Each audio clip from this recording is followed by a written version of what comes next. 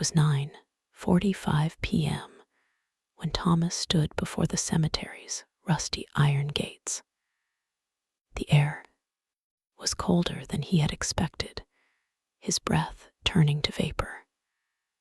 The sign in front of him read, Ravenhill Cemetery, but most of the letters had fallen off. Thomas wrapped his coat around himself. He checked his pocket for his last pack of cigarettes. If he didn't need the money, what was he doing out here in the middle of the night, in this God-forsaken place? The gate creaked open. The man who emerged must have been Arthur from the ad. The man was skin and bones. The skin under his eyes was so dark it looked like someone had punched him in the face. "You're late," said Arthur. His voice was like the rustling of dry leaves. "Just 2 minutes," said Thomas. "The bus doesn't come this far." Arthur didn't answer. With a trembling hand, he motioned for Thomas to come. They entered the small guardhouse. Inside, it smelled of heavy dampness and cheap tobacco. There was a stove, a table, and dozens of keys hanging on the wall. Arthur left a wad of money on the table. "This is the payment for the first week. Up front," he said. Thomas's eyes lit up when he saw the money. It was 3 times the normal guard's salary. As far as he knew, important families were buried in this cemetery with their valuables. A guard was needed to prevent thieves from robbing the graves. "So I just sit here and watch the dead." Thomas grinned. "Easy job." Arthur didn't smile. His face was as white as chalk. He pulled a heavy, rusty bunch of keys from the desk drawer and thrust them into Thomas's hand. Then he gripped Thomas's wrist tightly. His hands were ice cold. "Listen to me carefully, son," Arthur said. He fixed his eyes on Thomas's. "This is no ordinary place. You won't earn this money easily. If you want to see the morning, engrave the rules I'm about to tell you into your brain." Thomas tried to pull his wrist away, but the old man was surprisingly strong. Okay, said Thomas. "What's the deal?" Arthur began to explain slowly, as if revealing a secret. "First," said Arthur, pointing to the outer door, "after midnight, you will never open that main door, no matter who comes from outside. Even if they bang on the door, even if they scream for help, even if you hear police sirens, the lock will stay closed, because those who come after midnight are not human." Thomas frowned. "Even if the police come, don't be ridiculous, old man." Arthur continued, as if he hadn't heard him. "Second, when you're on patrol, don't go to the east wing where the old graves are. The lights are broken there, and those who lie there don't like light." Thomas chuckled inwardly. Senile, he thought. He's trying to scare me. "Third, and most important," Arthur said, his voice trembling. "There are alarm bells in the old graves. You know, the bells placed there so those buried alive can pull the rope. If you hear one of those bells ringing, don't try to be a hero. Say it's the wind, say it's rats, turn around, and go into the cabin. Never, ever go to check, because it's impossible for someone who's been buried in that ground for 150 years.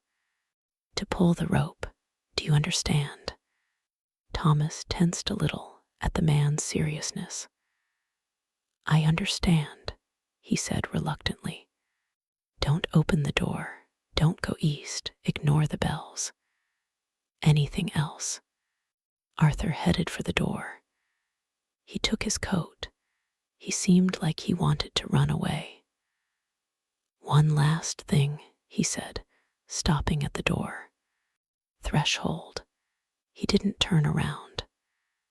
If the phone in the cabin rings at night, you can answer it. But if the voice on the other end asks, are they awake? Don't answer. Hang up immediately and unplug the phone. Otherwise, they'll find you in that cabin. Thomas was about to laugh when Arthur threw himself outside. He got into his car and stepped on the gas. The tires skidded on the gravel road, and the old man disappeared into the darkness. Thomas was alone in the cabin. Silence fell on him like a heavy blanket. Crazy, he said, to himself, putting the money in his pocket. The old man's lost his mind. He threw a log on the stove and sat down in his chair. It was 10:30 p.m. There was no wind. Outside, the cemetery was silent. Thomas was alone in the shed. It had been half an hour since Arthur left. The logs in the stove crackled. This sound was the only thing breaking the silence in the cabin. He took out his phone. No signal, just as he expected. Damn it, he said quietly. Am I going to stare at these walls all night? He was bored. He leafed through an old magazine on the table. It was from 1998. The pages were stuck together from moisture. He scowled and tossed the magazine aside. He looked out the window. It was very quiet outside. The moonlight illuminated the gravestones, the white marble, glowing in the darkness. Thomas thought about what Arthur had said. Don't go to the east wing. Don't look if the bells ring. Thomas laughed. He muttered to himself, the old fool, he's trying to scare me for fun. Maybe he's hiding moonshine in there. That's why he didn't want me to go. The idea stuck in his head. Arthur was definitely hiding something. Maybe there was something valuable in the east wing. Thomas was a curious man. Besides, the flashlight in his pocket was very powerful. There was no harm in taking a look. He got up. He took the largest of the keys on the wall. This was the key that opened the iron gates inside the cemetery. He took his flashlight, opened the gate, and stepped out into the night. The air had grown colder. Thomas pulled up his collar. His boots made a sound on the gravel. Rustle, rustle. He explored the west wing first. This part was new. Those who had died in the 2000s were here. Everything was orderly. The flowers were still fresh. It wasn't scary. It resembled an ordinary, peaceful park. He continued walking. The path split in two. The left side led to the exit, while the right side led down to the area with dense trees. That was the east wing. Thomas stopped. He looked at his watch. It was 5 minutes past midnight. I'll just take a look and leave, he said. He turned right. The east wing was different. The air here was heavier. was as if there was an invisible fog curtain. The gravestones were crooked. Some had fallen over. He turned right. The east wing was different. The air here was heavier. It was as if there was an invisible veil of fog. The gravestones were crooked. Some had fallen over. The writing on them had been erased. The trees here were larger, their branches blocking out the sky. The moonlight struggled to reach this place. Thomas shone his lantern over the graves. 1850, 1832, 1810. This place was truly old.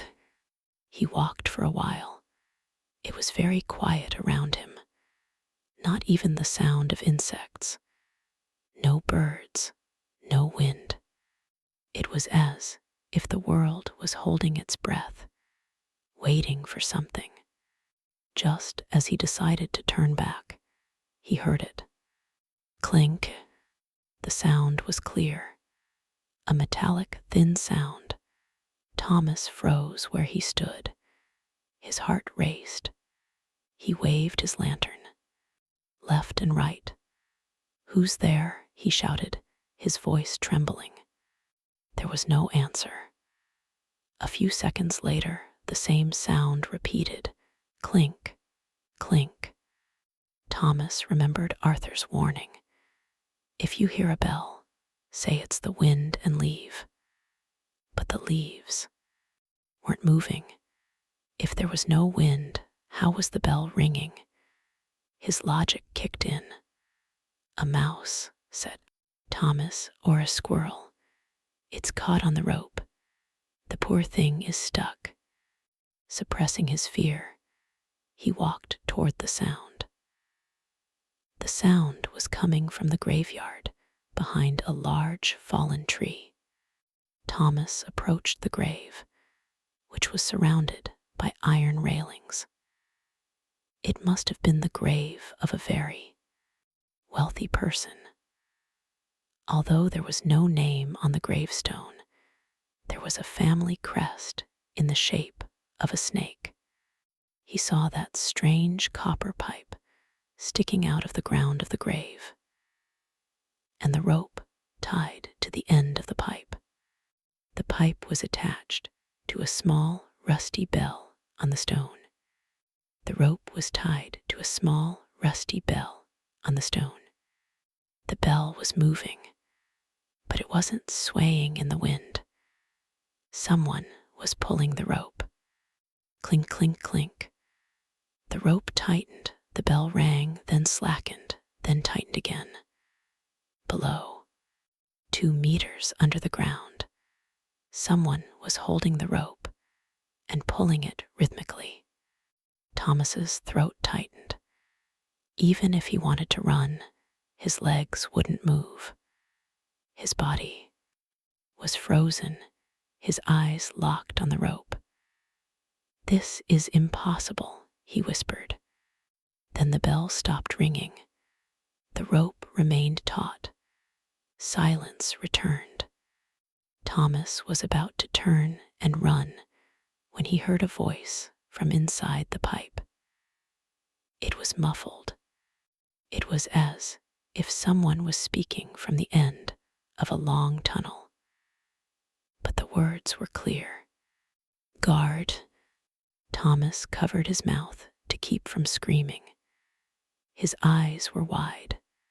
The voice below continued. It was dry and raspy. "Guard, why are the lights off? I can't read." Thomas's blood ran cold. This couldn't be a tape recording. This couldn't be a joke. The voice was coming from under the ground, from inside that rotting coffin. The thing below spoke again. This time, its voice was angrier. "Guard, I know you're there. I can hear you breathing. Where's Arthur? He was supposed to bring me the newspaper." Thomas couldn't take it anymore. "You're dead," he shouted involuntarily. "You're not real." A terrible sound came from below. It was a laugh. "Dead? No, we're just waiting. Pull the rope, guard. Pull the rope so we can get out." The ground rose slightly. The pebbles on the grave began to shift. It was as if something was pushing the lid from below. Thomas started running without even looking back. Thomas had never run so fast in his life. Branches scratched his face. His foot caught, and he fell. He hit his knee but felt no pain. He got up and kept running. He exited the east wing. He reached the main road. The light from the cabin shone ahead like a safe harbor. He threw himself inside the cabin. He closed the door, pulled the bolt, turned the key. Breathless, he collapsed to the floor. His chest was burning. God, God. He grabbed the water on the table and poured it over his head. His hands were shaking so much that half of it spilled on him. That voice, that laugh. Arthur was right. The rules were real. Thomas rushed to the windows. He remembered what Arthur had said on the phone. He replayed that moment. In his head, Arthur had warned him. He closed the curtains tightly. He didn't want to see outside. He turned off the light. He thought it would be safer in the dark. He crawled under the table. He leaned his back against the wall. An hour had passed. Thomas had calmed down a little. Maybe he was trying to convince himself he'd had a hallucination, a gas leak. Maybe the swamp gas in the cemetery had affected his brain. Just then, the phone in the cabin rang. Ring, ring. The old phone rang so loudly that Thomas jumped up and hit his head on the table. The phone rang insistently. Ring, ring. Thomas looked at the phone. Arthur's warning came to mind. If the caller says, "Are they awake?" Unplug it. Thomas picked up the receiver, his hands shaking. He put it to his ear. Hello. There was a deep silence on the other end of the line. Then there was a crackling sound. It was Arthur's voice. "Thomas," said Arthur. His voice was very anxious. "Can you hear me, son?" Thomas relaxed. He almost cried. "Arthur, thank God. You need to come here." Something happened. In the east wing, someone spoke in that tomb. Arthur's voice turned icy. "Did you go there?" "I just went to check the bell. I heard a voice." "Arthur, it asked me for a newspaper." There was silence on the phone. Then Arthur whispered, "Thomas, listen to me very carefully. You need to get out of the cabin immediately." Thomas was stunned. "What? Why? It's dangerous outside. The shed is locked." "No," Arthur shouted. "The shed isn't safe. They like the shed. They'll come there. You have to get to your car. Right now. Grab your keys and run to your car." Thomas stood up. "Okay," he said. "Okay, I'm going." He was about to take the receiver from his ear when his eye caught the phone cord. The phone cord. The cord was unplugged from the wall socket. The plug was lying on the floor. Thomas was talking on a phone that wasn't plugged in. The voice on the receiver was no longer the old man's voice.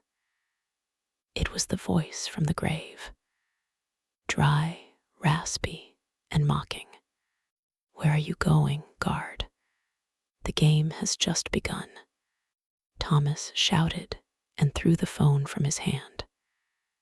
The receiver hit the floor, but the voice continued.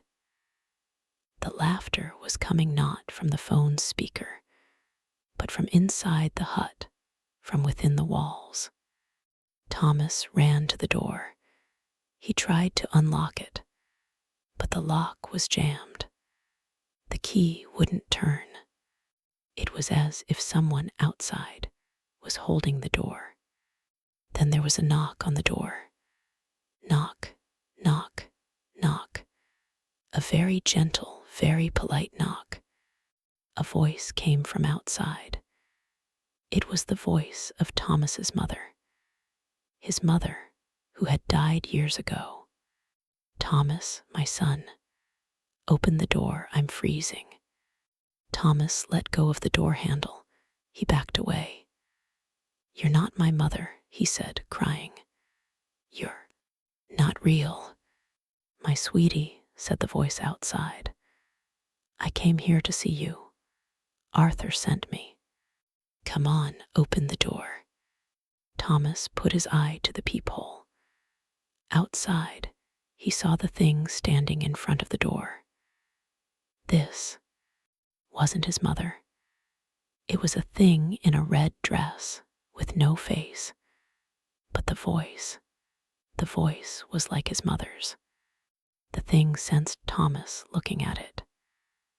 A slit opened in the smooth flesh where its face should have been, and it smiled at Thomas. Inside its mouth were hundreds of needle-like teeth. "I saw you," said the thing. Thomas was crouched behind the table, gripping the baseball bat Arthur had left in the closet. The terrifying creature, with needle-like teeth at the door, seemed to be gone. The thumping sound had stopped. The voice saying my son had fallen silent. But the silence was worse, because in silence, the imagination took over. Thomas looked at the clock. 02:30. There were still 3.5 hours until sunrise. "Hang in there," he said to himself. "Just keep them from coming in." Just then, a shadow passed in front of the window. Thomas had drawn the curtains, but they were old and torn. He could see outside just a little through the gap. The shadow was child-sized and red. Thomas's mind immediately went to the fourth rule. If you see a girl in a red dress among the graves, don't look at her. But even though Thomas tried not to look, his eyes drifted to the tier. Outside, right in front of the cabin, stood a girl of about 7 or 8 years old. She was wearing a bright red dress. Her hair was blonde and braided on both sides. Her back was turned. She was looking toward the graveyard. Could this be a real child? Thomas wondered. Maybe she's lost. His logic kicked in again. The human mind didn't want to accept supernatural events. It always sought a logical explanation. The girl slowly, very slowly, began to turn around where she stood. Her face was turning toward Thomas. Thomas wanted to close his eyes, but he couldn't. When the girl had turned completely, Thomas's blood ran cold. The girl had no face. Her skin was smooth. Eyes, nose, mouth, none of them existed. She looked like a mannequin in a shop window. But there was a deep cut on her neck, and black liquid was flowing from that cut. dripping onto her red dress. The faceless girl raised her hand and pointed at the cabin. At that moment, a noise erupted. From the cabin's roof, thud. It was as if someone had jumped onto the roof from above, like a heavy sack. Thomas jumped up. He looked at the ceiling. The wooden ceiling was creaking. The thing above began to walk. Creak, creak. Its steps were heavy. This was not a child. This was something much bigger. The girl in the red dress, outside with her faceless head, looked up at the roof and clapped her hands. Silently, clap, clap, clap, as if applauding a play. The thing on the roof stopped. It stopped right where the chimney was. Thomas looked at the chimney. "No," he said, "it can't get in. The chimney is too narrow." But a voice began to come down the chimney. It was a voice from Thomas's childhood. His father's voice. "Thomas, did you do your homework, son?" The voice echoed from the chimney. A hoarse, muffled voice. "Thomas, why aren't you opening the door? Your father is here." Thomas covered his ears. "Shut up," he shouted. "My father is dead. You're all dead." The thing above chuckled. "Death is just an illness, Thomas, and we're cured. Arthur lied. Arthur locked us up here. Set us free, Thomas." Thomas remembered Arthur's warning. "Don't open it, even if you hear your own voice."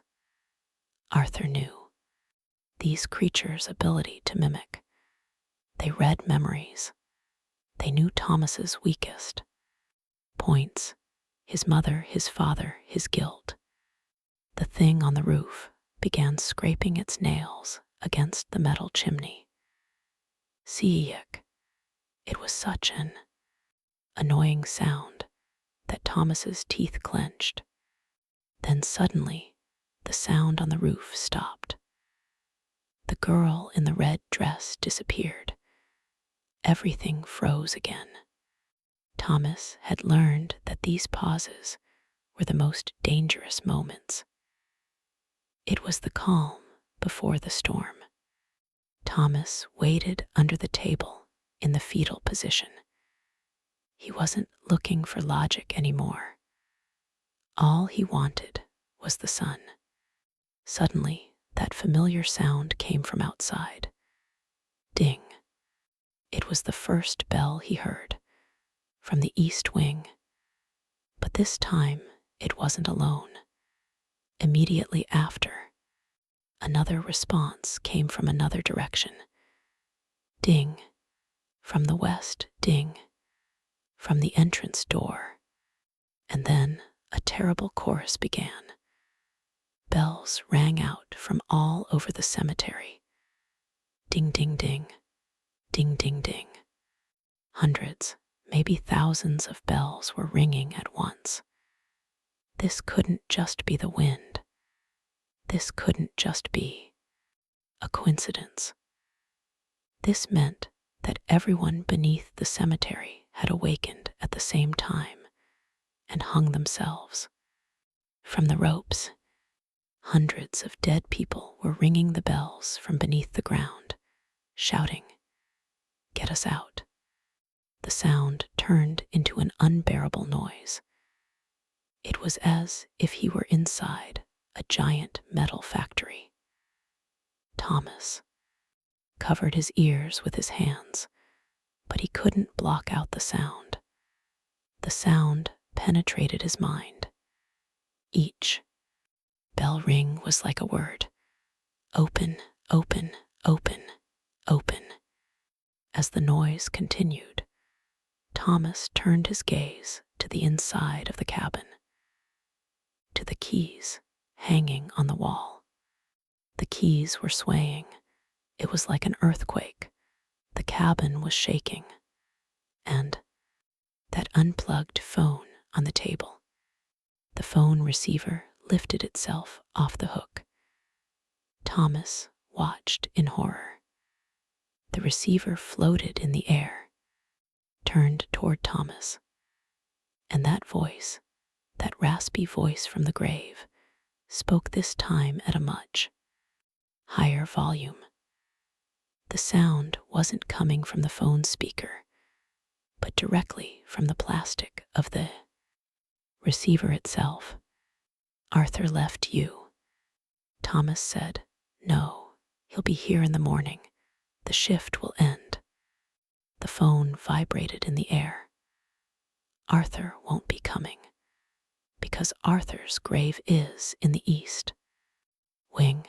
He's been there since 1999. Lightning flashed in Thomas's mind. Was Arthur dead? The man who hired him, that pale face, cold hands. "My shift is over." Arthur wasn't human. Arthur was one of them, or a ghost. He had brought Thomas here to be their prey. The rules weren't for survival, but to make the game more enjoyable. Fear enhanced the taste of the flesh. The phone fell to the floor and shattered. The ringing stopped abruptly. Complete silence. And then smoke began seeping in under the cabin door. Black, thick, foul-smelling smoke. The smell of graveyard soil. Thomas started coughing. The smoke stung his eyes. He stood up. He ran to the window. Should he break the glass and get out? He looked outside. The cabin was surrounded. Dozens, hundreds of silhouettes. People wearing old clothes, decayed, faceless. All of them were looking at the cabin. And at the front stood the girl in the red dress. The girl raised her hand and touched the glass. The glass cracked. Crack. The crack spread like a spider web. Thomas recoiled. "Don't come in," he shouted. He waved the baseball bat in his hand. The crack grew, and the glass shattered. An icy wind and the smell of rotten flesh filled the room. Thomas hit a long, gray arm trying to get through the glass with his bat. Thud. The arm broke with a bone-crunching sound, but the creature felt no pain. Its hand tried to grab Thomas's collar. Thomas backed away. The door was being forced open too. The hinges creaked. Smoke filled the room. Thomas couldn't breathe. His eye caught the stove. The stove was burning. The coals inside were bright red. A crazy idea came to his mind. There was a bottle of alcohol on the table that Arthur, or that thing, had left behind. Stove lighter fluid. Thomas grabbed the bottle. He opened the cap. "Don't come in," he shouted. I'll burn you all." The faceless figure hanging from the window hissed at Thomas. Thomas threw the alcohol toward the window and then opened the stove door, flinging a log full of embers. Boom! Flames burst forth. That thing in front of the window screamed and caught fire. It burned like dry, old paper. The flames ignited the cabin's curtain. The fire spread rapidly. The wooden cabin was dry. Thomas ran to the door. The lock was still jammed. He rammed it with his shoulder. Thud. He rammed it again. Thud. The door opened slightly despite the pressure from outside. Because the crowd outside was afraid of the fire. They were retreating. They didn't like light. Fire was also light. Thomas threw himself out through the crack. His coat had caught fire. He immediately took it off and threw it away. The cabin was burning behind him. The light from those flames revealed the creatures around him. Hundreds of dead bodies were crawling toward the darkness, toward their graves, escaping the heat of the flames. They were escaping into the ground, into that safe darkness. Thomas started running, not toward the main door. The main door was locked, and the key was in the hut, trapped in the flames. He ran toward the walls. The graveyard was surrounded by high stone walls. He found a tree close to the wall. He started climbing. His hands were scraped, his nails broken. From below, through the smoke, he saw the girl in the red dress looking at him. She wasn't burning. She stood in the middle of the fire, waving her hand. Thomas threw himself over the wall. He hit the ground hard. His ankle twisted, but the pain didn't matter. He got up and began limping toward the highway. When he looked back, the hut at the entrance to Ravenhill Cemetery was burning like a giant torch, and as the smoke from that fire rose into the sky, faces appeared in the smoke, screaming faces. Thomas walked along the side of the highway, exhausted. The horizon was turning red. The sun was rising, real light, not fire, the sun. A truck approached. Thomas waved. The truck stopped.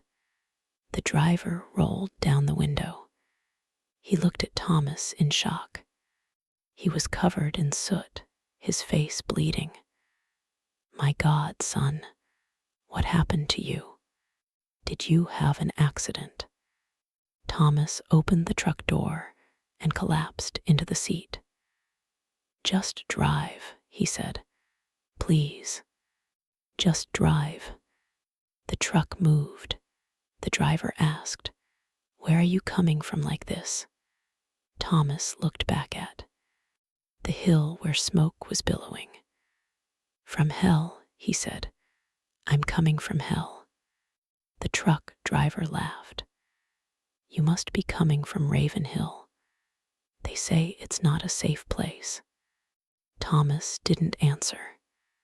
He felt the money in his pocket, the cash Arthur had given him. He took it out. The money was no longer green paper bills.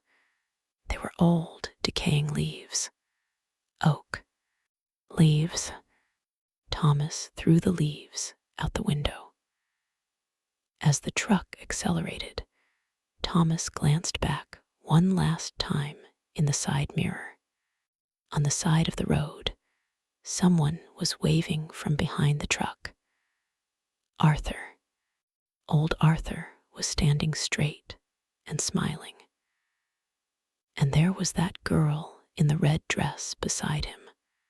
The truck driver dropped Thomas off in front of a cheap motel at the entrance to the city. Thomas thanked the man, but the driver stepped on the gas without even looking at him. Thomas's appearance, smell, and the strange energy he radiated had frightened the man. When he entered the motel reception, his clothes were covered in soot, mud, and dried blood. The young man at the front desk looked at him suspiciously. But when Thomas threw the last of his chain onto the counter, he handed him a room key. "Room 104. It's in the back," said the young man. "I don't want any trouble, buddy." "I just want to sleep," said Thomas. His voice was like sandpaper. He entered the room. It was small. There was a bed, an old television, and yellowed walls. But he entered the room. It was small. There was a bed, an old television, and yellowed walls. But the door locked. That was enough. Thomas pulled the bolt, even propping a chair against the door handle. The sun was shining outside, but he closed the curtains tightly. He liked the light, but didn't want to see outside. His first task was to go into the bathroom. He needed to get rid of that graveyard smell, the smell of burnt flesh and dampness. He turned on the shower and let the hot water run. As he took off his clothes and threw them in the trash can, he didn't look in the mirror even once. He didn't want to see the bruises under his eyes. The idea of starting to look like Arthur scared him. As the water flowed down his body, it turned brown. Mud. Thomas soaped himself. He scrubbed himself clean. He scrubbed until his skin was red. But the color of the water running off his body was still dark. It was as if the dirt wasn't on his skin, but inside his pores. Thomas started coughing. There was a tickle in his throat. He coughed and coughed. He spat something into his palm. It wasn't phlegm. It was wet, black soil. Thomas looked at the mud in his hand in horror. His stomach churned, and he started to retch. When he leaned over the sink and vomited instead of bile, handfuls of wet soil and decaying leaf pieces came out of his stomach. They were inside him. When he breathed in that smoke, when he breathed in the air of that graveyard, he had taken a piece of it inside him too.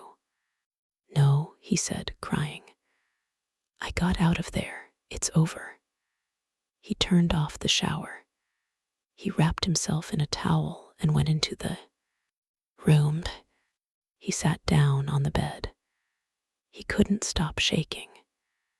He saw his dirty pants on the floor. There was a rustling in his pocket. The money Arthur had given him had turned to leaves. Yes. But what about that first paper he signed? The contract. Thomas picked up the pants. He pulled the wet, but still legible paper out of the back pocket.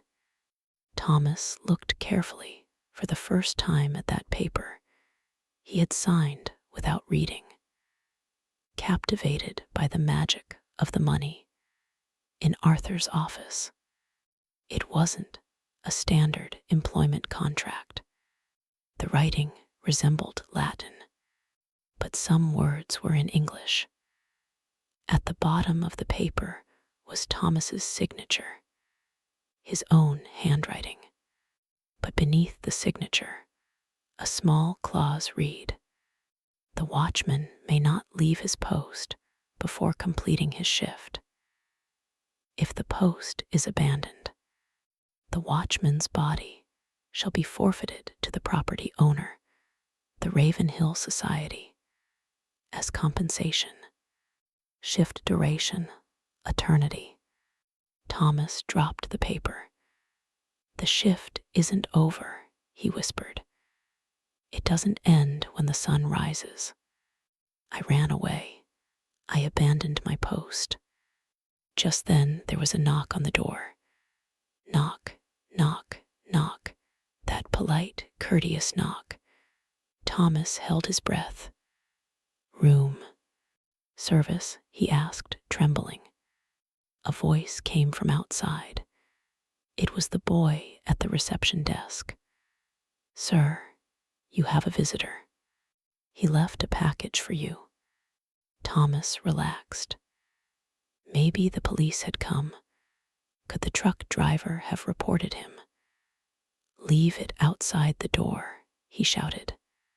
"Okay, sir," said the boy. The footsteps receded. Thomas waited.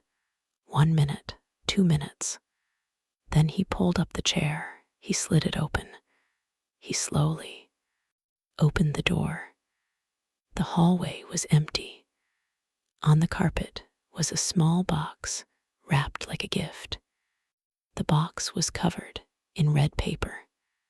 Thomas hesitated to take the box, but curiosity overcame fear. He took the box and quickly went inside and locked the door. He placed the box on the bed. It was light. He lifted the lid of the box.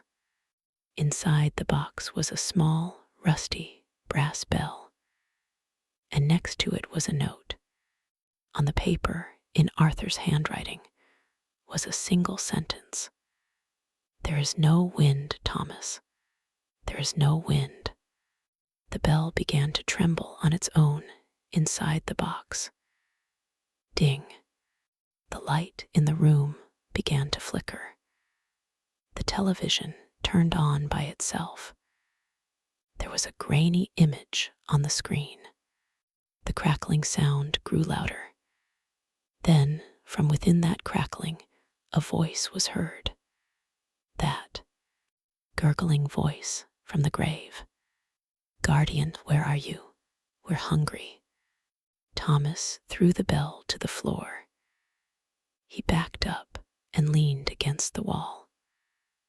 The sound of water turning on came from the bathroom. Splash, splash, splash. Thomas looked at the bathroom door. A black liquid was seeping out from under it. The slime spread across the room, toward the carpet, melting everything it touched and leaving behind rotten earth. The motel room was turning into Ravenhill Cemetery. "This isn't real," Thomas shouted. "I escaped. I'm here." A hand emerged from under the bed. A gray, long-fingered hand. It grabbed Thomas's bare wrist. The hand was ice cold. Thomas screamed and tried to free his leg, but the grip was too strong. "Let me go." A face appeared from under the bed. Arthur's face, but he had no eyes. His mouth was sewn shut. He only made that raspy sound through the stitches. "You didn't finish your shift, son. The boss is angry." Arthur began to pull Thomas under the bed. Thomas dug his nails into the floor. "Help, is anyone there? Help, is anyone there?" When the door swung wide open, he saw the girl in the red dress, holding a large shovel. She tilted her faceless head to the side. As Thomas was pulled by Arthur into the endless darkness under the bed, the last thing he saw was the girl raising the shovel and swinging it toward him. And then there was only dirt. Dirt filling his mouth, his nose, his lungs, leaving him breathless. 2 weeks later, it was raining. The gates of Ravenhill Cemetery creaked open, and a young man entered. He was a university student. He needed money. The guardhouse had been renovated, the fire damage erased and painted over. A man came out from inside. His back was slightly hunched. His face was in shadow. He wore an old, shabby jacket. "You must be Mike," said the man. His voice was raspy. He spoke as if there were dirt in his throat. The young boy said, "Yes, I came for the job posting." The man opened the hut door.